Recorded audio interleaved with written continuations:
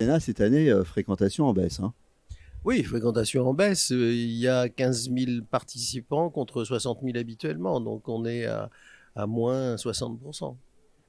Alors malgré tout ça, des innovations, le comptage de photons, le scanner spectral, l'intelligence artificielle, est-ce que tout ça matche bien avec le marché français? Mais voilà, c'est comme quand on fait la liste au Père Noël, on ne sait jamais ce qu'on aura ensuite.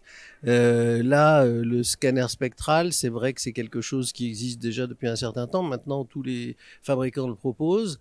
Le problème, c'est que ce sont des appareils qui sont très chers. Et je ne sais pas comment les radiologues libéraux peuvent s'offrir des appareils de ce type compte tenu des remboursements français. J'ai discuté cet après-midi avec un patron d'une grosse société qui vend du matériel, une société pas française bien sûr, mais européenne quand même, qui me disait que pour leurs grands patrons internationaux, la France était vraiment un pays émergent, un marché émergent, et qu'ils avaient la même rentabilité sur les ventes en France qu'ils en avaient en Inde, par exemple. Et ça, je trouve que c'est quand même très inquiétant parce que c'est une évolution qu'on voit depuis un certain nombre d'années maintenant et qui ne fait que s'accentuer, ce qui laisse penser que d'ici quelques années, on ne pourra plus offrir à nos patients les meilleurs appareils pour les prendre en charge. Qu'est-ce que ça veut dire? Est-ce que ça veut dire qu'il y a un décalage entre la radiologie française telle qu'on aime se la représenter et ce qu'elle est réellement? Alors, il y a un décalage entre les moyens dont dispose la radiologie française et les moyens dont dispose la radiologie mondiale en général. Enfin, quand je dis mondiale, des pays évolués, quoi, de l'Ouest. Euh, ça me fait dire d'ailleurs que les radiologues français sont les meilleurs du monde.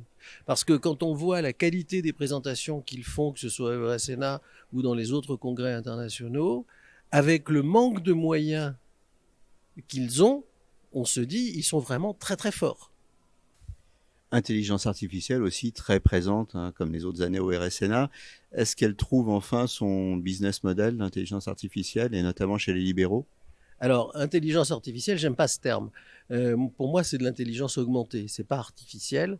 Chez les libéraux, ça commence à pénétrer un petit peu le marché, mais là encore, il y a un problème de coût.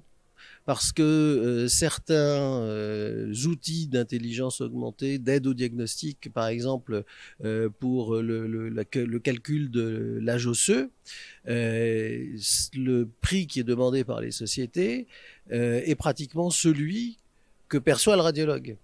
Donc, il est bien évident que le radiologue, quand il perçoit 25 euros pour faire une mesure d'âge osseux, et que si la société lui demande 15 euros par examen, bah, il ne couvre pas les frais, il ne peut pas vivre avec. Donc, il ne peut pas s'équiper, une fois de plus.